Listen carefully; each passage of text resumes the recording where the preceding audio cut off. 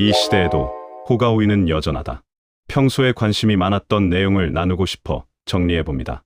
이 시대를 살아가면서 수시로 느끼는 여전한 사례로 남의 권세를 빌려 위세를 부린다는 호가호위와 관련한 인간 세태의 이모저모를 살펴보려 합니다. 호가호위는 전한시대의 유향이 편찬한 전국책 초책에 나오는 여우가 호랑이의 위세를 빌려 호기를 부린다는 데에서 유래한 이야기입니다.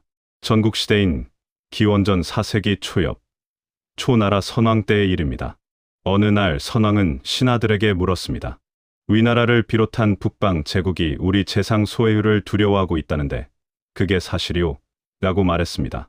이때 위나라에서 사신으로 왔다가 그의 신하가 된 강을이란 변사가 초나라 선왕 밑에서 벼슬을 하고 있었는데 그에게는 왕족이자 명재상으로 명망 높은 소해율이 눈엣 가시 같은 존재였습니다. 그래서 강을은 이야말로 좋은 기회라고 생각하고 얼른 대답하였습니다. 그렇지 않습니다. 북방의 여러 나라들이 어찌 한 나라의 재상에 불과한 소해율을 두려워하겠습니까? 이런 이야기가 있습니다. 한 번은 호랑이가 여우를 잡았습니다. 그러자 교활한 여우가 호랑이에게 말하기를 나는 천재의 명을 받고 내려온 사자다. 내가 나를 잡아먹으면 나를 백수의 왕으로 정하신 천재의 명을 어기는 것이니 천벌을 받게 될 거다. 만약 내 말이 믿기지 않는다면 내가 앞장설 테니 내 뒤를 따라와 봐라. 나를 보고 달아나지 않는 짐승은 하나도 없을 테니라고 했습니다. 그래서 호랑이는 여우의 뒤를 따라갔습니다. 그랬더니 과연 여우의 말대로 만나는 짐승마다 모두 달아나기에 바빴습니다. 사실 짐승들을 달아나게 한 것은 여우 뒤에 따라오고 있던 호랑이였습니다. 그런데도 호랑이는 이 사실을 깨닫지 못했다고 합니다. 이 경우도 마찬가지입니다. 지금 북방의 여러 나라들이 두려워하고 있는 것은 일개 재상에 불과한 소해율이 아니라 그 뒤에 있는 초나라의 병력, 곧 임금님의 강한 군사력입니다. 이 고사에서 여우가 호랑이의 위세를 빌어 다른 짐승들을 놀라게 한다는 뜻의 호가호위라는 말이 나왔으며 가호위, 가호위오라고도 합니다. 오늘날 이 말은 아랫사람이 윗사람의 권위를 빌려 위세를 부리며 남을 등쳐먹는 행위를 일삼는 것을 비유하여 사용됩니다. 위에는 삽살개 같고 아래에는 사냥개 같은 이라는 김지아 시의 한 구절이 생각날 정도입니다.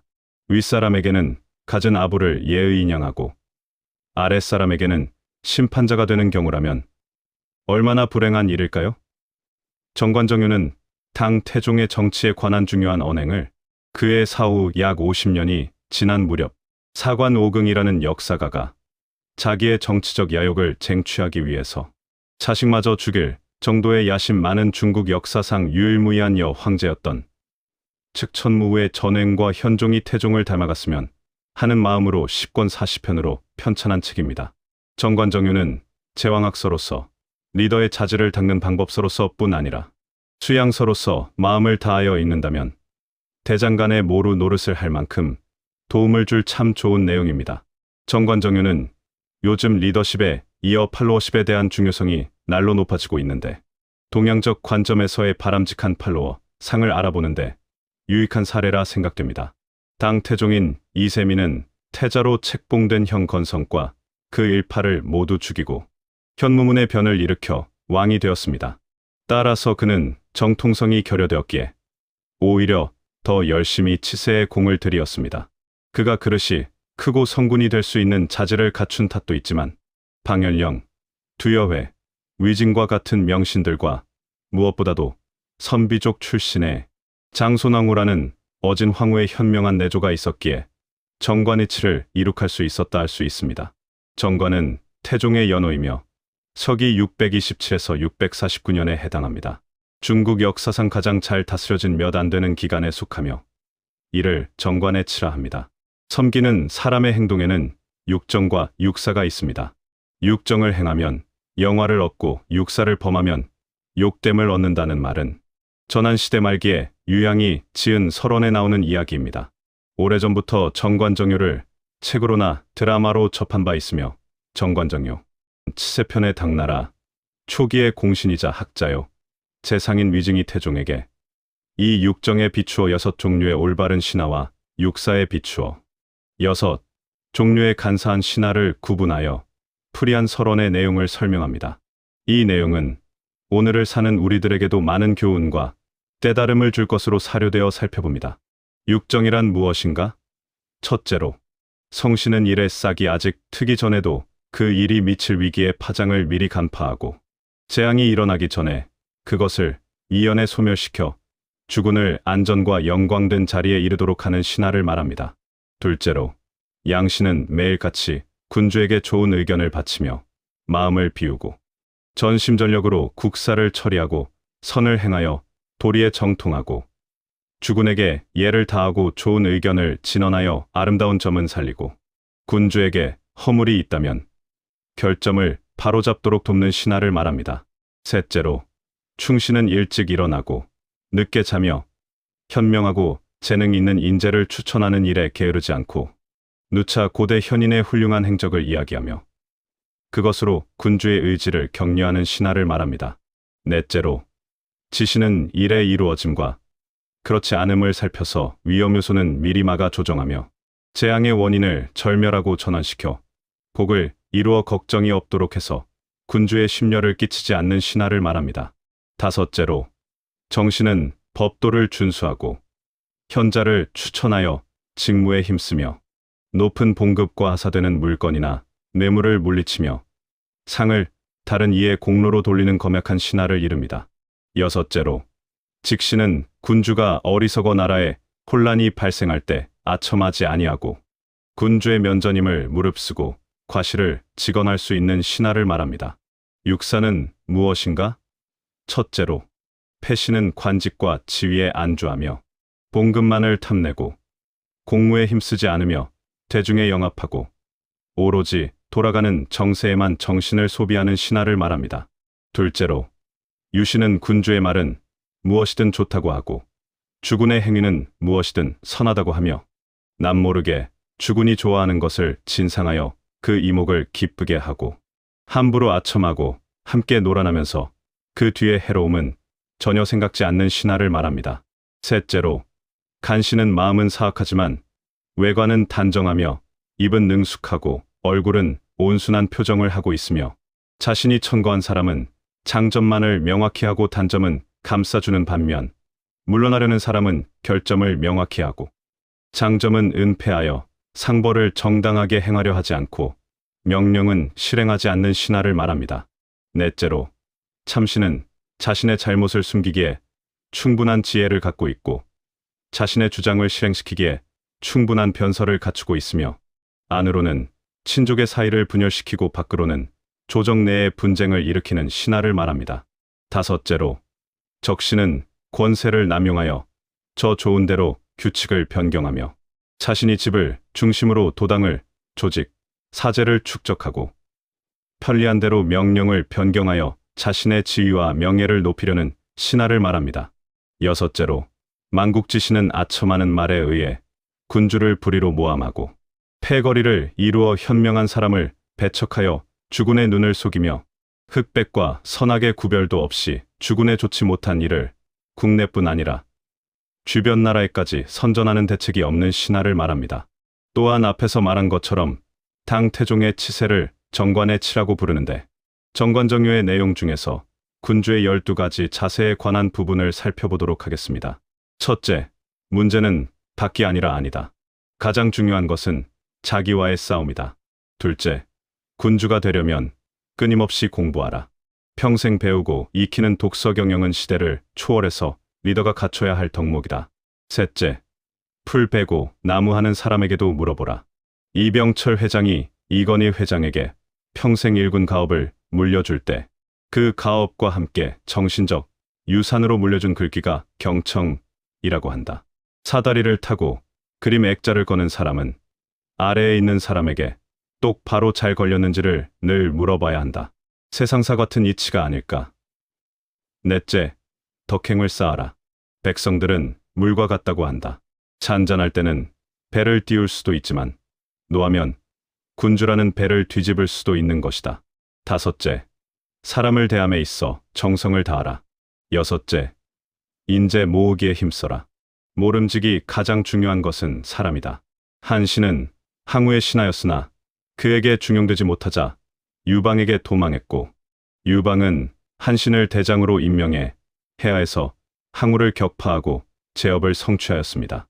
인재를 알아보는 것이 리더의 진정한 덕목임을 명심해야 합니다.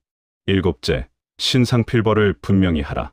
우리는 그 동안 칭찬에 인색하고 벌에는 구하지 않았던가?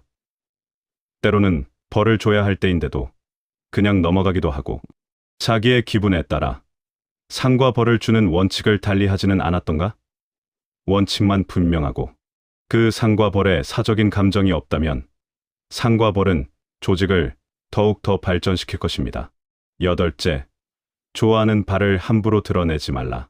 황제의 권위를 생각할 때 좋아함과 싫어함의 기호가 너무 분명하면 신하들이 그 황제의 눈치를 자주 보게 되는 폐단이 있음을 경계한 것입니다. 아홉째, 마음으로 다스려라. 열째, 스스로를 경계하라. 11번째, 어려웠던 시절을 잊지 말라.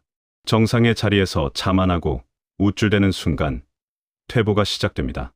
하늘이 중천에 떠 있는 시간은 12시지만 가장 더울 때는 오후 2시 무렵이듯이 정상의 자리에서 자만하더라도 몇 년 동안은 번영이 지속될 수 있습니다. 하지만 그때가 가장 위험한 것입니다. 12번째, 거한 사위, 편안할 때 위태로움을 생각하라 등입니다.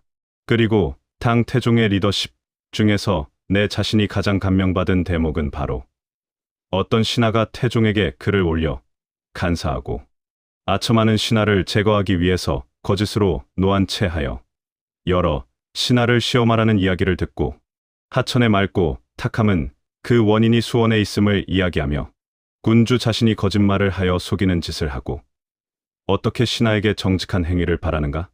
라는 이야기 부분입니다.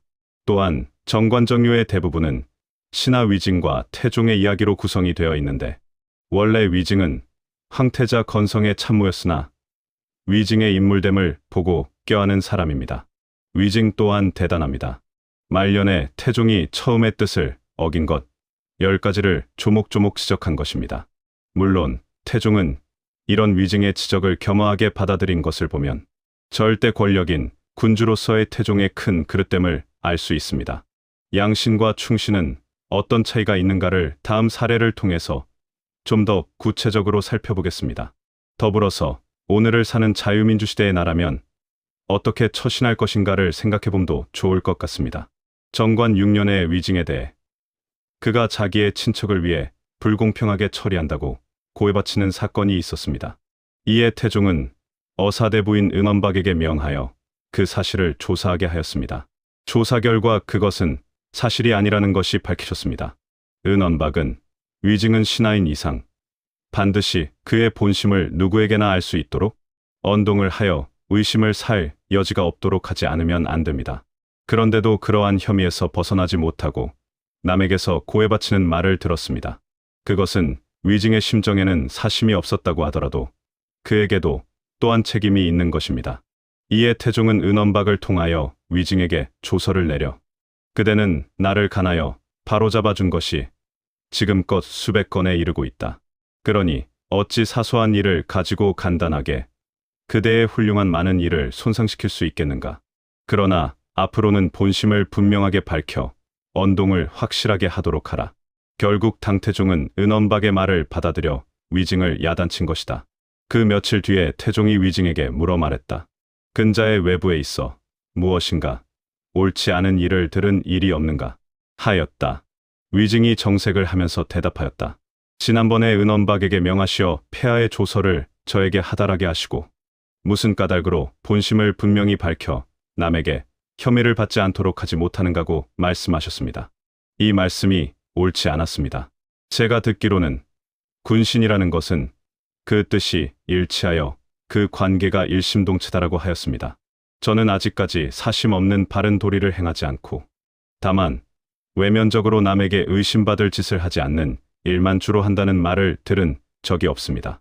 만약 군신이나 상하나 모두가 외면적으로 남의 평판만을 생각하는 길을 따른다면 나라가 흥하는 것인지 멸하는 것인지 분간할 수가 없습니다라고 했습니다. 이 말을 들은 태종은 깜짝 놀라 자세를 바로잡으면서 내가 앞서 의심받을 행동을 하지 말라는 말을 한 뒤에 곧 그것을 후회했다. 참으로 대단히 옳지 않은 말을 했다.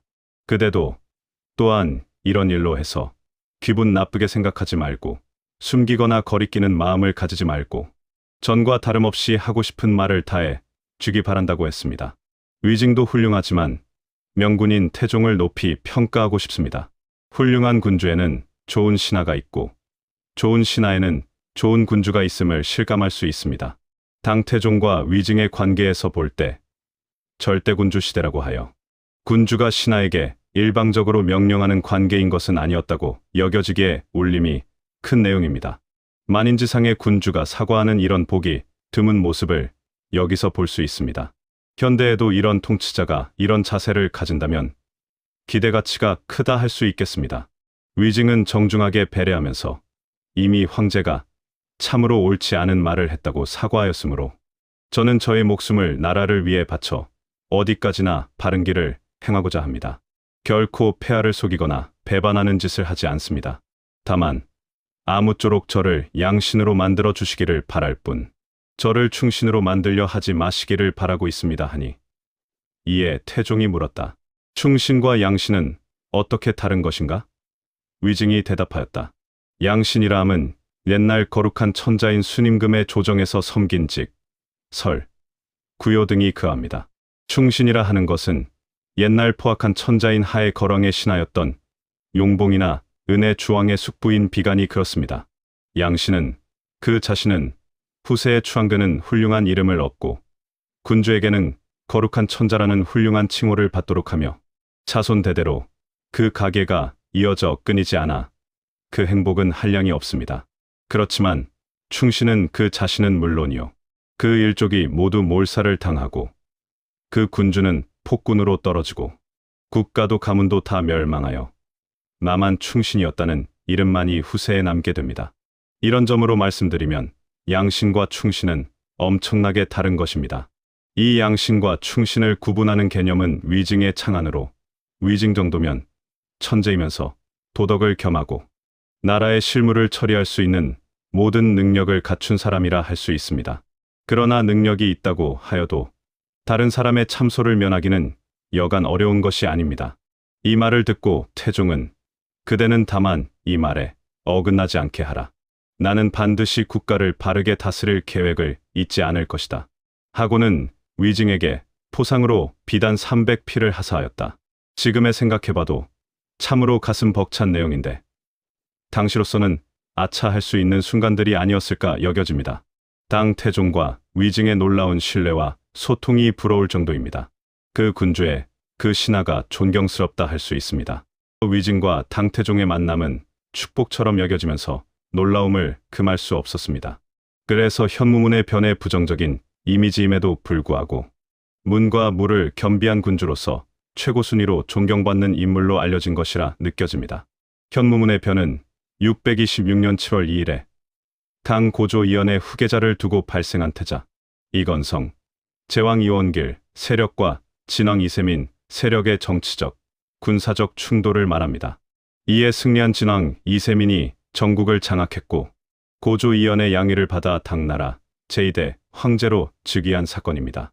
당 태종과 대비되는 군주의 사례도 있습니다.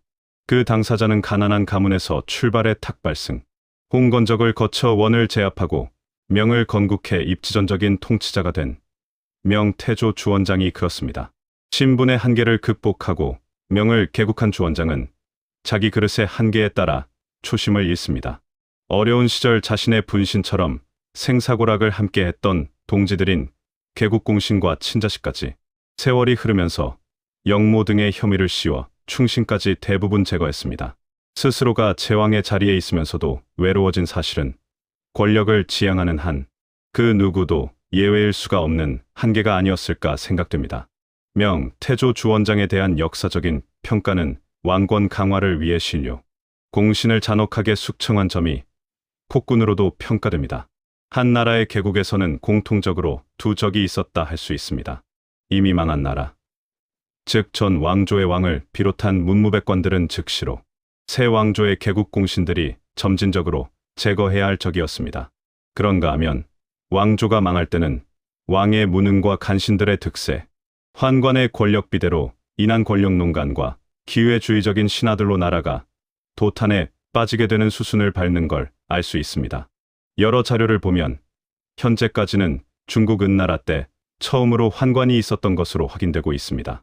이웃나라와의 전쟁에서 잡은 포로를 거세하여 환관으로 삼았다고 하는데 이때가 기원전 1300년 전이라고 하니 아주 오래된 제도였습니다.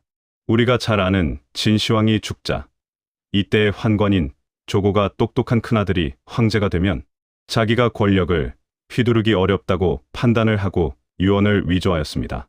그래서 덜 똑똑한 둘째를 황제 자리에 오르게 하고 자기네 환관들이 나라를 좌지우지했습니다. 그렇게도 강력했던 진시황의 진나라가 겨우 손자대에 망하고 말았던 것은 아이러니하다 할 수밖에 없습니다. 중국은 역대로 환관이 득세를 한 시기가 많아 이들로 인해 나라가 망한 사례도 많습니다. 중국 역사 드라마 천하에서는 명나라 희종 때의 환관 위충원은 세도가가 되어 천세야로 통했을 정도로 그 위세가 대단했습니다. 무례배 출신으로 이진충으로 바꾸어 행세하다가 환관이 되어 궁중에 들어가 복성하고 충현이라는 이름을 하사받았던 것입니다. 희종의 유모 객씨와 통하여 희종이 제위에 오르자 객씨와 함께 총애를 받았던 것입니다. 위충원은 살해병필 태감이 되어 비밀경찰격인 동창도 장악하였습니다. 만력연대 이래 정신들의 당쟁을 이용하여 관료 중에 정의파인 독립파의 관료를 크게 탄압하고 악행을 일삼았으며 중앙과 지방의 행정, 군사 등의 사병을 배치하는 등 전권을 휘둘러 공포정치를 행함으로써 명나라 멸망을 촉진하였던 것입니다. 심지어는 희종의 동생인 신왕, 후에 숭정제를 희종에게서 멀어지게 하도록 갖은 간교를 부렸으며 희종이 후사가 없자 임신한 여인을 궁에 불러 허수아비 왕으로 삼으려 한 것 등 정사를 농간하였던 것입니다. 또한 유모인 객씨는 남동생을 통하여 임금의 총애를 받게 된 궁의 여인들을 임신시키고 희종의 씨라며 객씨, 천하를 만들려는 등 왕이 타락하니 그를 모시는 집사격의 정신, 나간 당사자들이 별짓을 모사하다 발각되어 그 말로가 비참했던 것입니다. 명나라 16대 천계제는 정무는 내팽개치고 취미인 목공에 치우친 무능한 황제입니다. 이때가 환관의 권세가 절정에 이르렀던 시기로 대내외 대권 모두가 위충원에게 집중되었었습니다. 그리고 그의 전횡은 극에 달하여 이때 내각은 완전히 무시당했습니다. 즉 모든 일체의 일은 밤이라도 달려가 의견을 청해야 했고 표인은 반드시 위충현이 와야 비로소 비답하여 보낼 수 있었다 합니다. 심지어 황제를 대신해 종묘의 제사를 지내기도 했습니다. 이때가 중국 왕조의 정치사에 있어 가장 심한 암흑기였다 할 수 있습니다. 숭정제는 비록 위충현을 추살했지만 그 역시 환관을 신임했고 조신들은 감히 이들을 비판하거나 잘못된 점을 지적할 수 없었습니다. 이들 환관의 전횡은 명나라가 멸망할 때까지 계속되었습니다. 그나마 환관으로서 숭정제에게 끝까지 충성을 다한 환관은 왕승은으로 운명을 같이하였습니다. 주원장이 개국한 명나라는 277년 만인 1644년에 마지막 황제인 16대 숭정제가 재위 17년째인 34세에 자살함으로써 명시대를 마감했습니다. 국운이 기울대로 기운 상황에서 충신을 자처하던 백관들은 소집해도 나타나지 않고 환관들도 다 도망간 것입니다. 결국은 평생을 같이 한 환관 왕승은 한 사람만을 데리고 황제의 장수를 기원하는 경산의 수왕정에서 목매 자살하였으며 왕승은도 순사하였다고 하나 확인할 길은 없습니다. 다들 아첨을 일삼으며 충성 경쟁을 하던 당사자들이지만 다들 저 살겠다고 도망가고 한 나라의 황제가 마지막 순간의 죽음을 함께할 충신이 없었다는 것은 오늘날에도 시사하는 바가 크다 할 수 있습니다. 그렇습니다. 무엇이든지 중심이 기울면 곧 넘어지고 맙니다. 역사를 살펴봐도 그것을 알 수 있습니다. 수많은 나라는 물론 숱한 회사나 단체의 추현과 몰락에서 공통된 사례를 읽을 수 있습니다. 맡은 바 자신의 본분을 제대로 잘하는 의인이 많을수록 발전하고 그 자리를 벗어날수록 망하는 걸 재촉하는 지름길임을 말입니다. 구성원의 순수한 초심으로 출발한 동기와 목적을 승화시켜 전통과 문화로 잘 가꾸어 나가면 그 어떤 조직이나 나라도 탄탄대로의 길을 갈 수 있습니다. 서로가 공적인 선한 이타심으로 덕을 쌓길 즐긴다면 소리 소문 없이 자연스럽게 행운을 부를 것이며 행복한 공동체로 자리매김될 것입니다. 사적인 욕심보다는 공적인 투입에 에너지를 쏟고 내 탓보다는 내 탓으로 투철한 주인의식을 넘어 주인처럼의 삶을 지향한다면 잘 되고 더 잘 될 것입니다. 무엇이든지 잘 나가다가 내 욕심이 커질 때 자칫 흔들릴 수 있습니다. 한번 감정이 금이 가거나 삐걱하면 이성과 감성의 균형 감각을 잃고 서로가 질시와 반목이 시작되기 마련입니다. 신뢰의 믿음보다는 의심이 드는 순간 돌이킬 수 없는 불행의 씨앗은 부지불식간에 뿌려지고 맙니다. 연불보다는 제밥에 관심이 커지는 순간 패당을 만들기 시작하며 이해 집단 간의 제밥이 커질수록 갈등의 골은 깊어지며 남보다 못한 남이 돼버립니다. 이간질이 난무하고 서로가 그 좋았던 좋은 인연들은 내동댕이 쳐지고 도저히 상종을 못할 철천지원수 같은 악연이 된다면 이는 큰 비극이며 불행이 아닐 수 없습니다. 역사적으로 보면 한 나라를 창건했다는 개국공신과 충신들은 물론 중요한 역할을 담당했던 역사의 큰 획을 그은 주요 인물들이 역적으로 낙인 찍히는 경우들이 허다합니다. 현대의 조직 경영에서도 시스템보다는 사람 중심의 조직일수록 그런 비슷한 사례는 비일비재한 것입니다. 충신과 역적, 정의와 불의, 충성자와 배신자의 길은 서로에게 책임이 있지 않을까 판단해 봅니다. 내가 아는 사람 중에 그렇게도 의리, 운운하며 천생인연과 파트너를 자처하던 사람도 한순간에 원수가 되어 악연으로 갈라선 것을 보았습니다. 또한 친복으로 애지중지하며 잘못까지도 감싸던 사람이 안 좋은 사건이 발생하자마자 만나지 말았어야 할 악연이란 말을 스스럼없이 토로하는 것을 보고 혀를 내두른 적이 있었습니다. 반평생을 동반자의 관계 이상으로 살았던 사람도 한순간에 돌아올 수 없는 다리를 건너는 것도 보았습니다. 유종의 미가 아닌 유종의 추를 거두는 것이라 여겨져 안타까웠습니다. 내 삶의 경험치로 볼 때 그 어떤 신앙심보다는 좋은 천품을 갖는 것을 더 우선으로 평가해야 한다는 걸 내 주변에서 일어나는 사례들을 경험하면서 거듭 깨닫곤 했습니다. 좋은 천품을 가지면 좋은 신앙을 하는 것은 당연하지만 천품은 저질인데 좋은 척한 신앙심만으로는 한순간의 상황 변화에 따라서 얼마든지 변덕을 부릴 수 있습니다. 송곳은 감추려 할지라도 결국은 비집고 나오듯 안 좋은 천품은 시차는 있을망정 본색을 드러내고 맙니다. 향은 향내를, 비린내는 비린내를 풍기는 것이 세상만사의 이치입니다. 지금 만나는 사람들에게 좋게 대해줄 땐 변색도 본색처럼 보일 수 있습니다. 그러나 안 좋게 대해주는 순간 숨겨온 변색이 본색으로 둔갑하며 정체를 드러내고 맙니다. 진정한 본색은 그 어떤 상황에서도 자연처럼 그대로의 모습으로 한결같이 다가오는 것입니다. 우리는 혹시 지금 변색에 속고 있는 줄을 모른 채 은혜라며 감사하고 좋아하지는 않는가? 순수한 본색인데도 속는다고 여기지는 않는지, 이런 반신반의하는 어리석음은 없는지 수시로 성찰해야 합니다. 본색과 변색을 제대로 분별하는 지혜로움을 가질수록 삶의 질이 풍부해집니다. 상대의 부족함이 보일지라도 신뢰하면 허물로 보이기보다는 오히려 좋은 멘토와 멘티를 자청할 일입니다. 충신과 성군은 서로의 노력의 산물로 얻을 수 있는 선물이 분명합니다. 성군이나 충신을 제대로 못 보는 어리석음은 없어야 할 일입니다. 사람을 잘못 보고 믿었다가 천추의 한으로 남을 인생의 낭패를 당하는 어리석음을 경계해야 합니다. 21세기 현대 사회에서는 책임자는 보스가 아닌 지도자로서의 리더십이 필요합니다. 그 구성원은 각자의 본분과 책무를 이해관계에 치우침 없이 제대로의 역할에 충실해야 마땅합니다. 현대의 조직에서 덕을 베푸는 사람, 운을 부르는 사람, 행복을 부르는 사람을 제대로 알아보는 해안을 가질 수 있는 지혜의 사람이 되어야 복됩니다. 마치 사람 들어오고 나가고의 차이에 따라서 명암이 갈릴 수 있음을 알고 귀한 사람을 제대로 알아 시행착오를 줄이며 잘 살아야 합니다. 우리가 살아가는 21세기 100세 시대는 초고령 사회로 평생교육 시대로 자기주도 학습이 대세입니다. 생성형 AI가 한 축을 이루는 첨단 시대를 살아갈 적응력이 경쟁력을 좌우합니다. 따라서 복잡다단한 정보와 사회의 경영 환경에서의 리더는 시시각각으로 숨막힌 생존 전략의 결단을 내려야 합니다.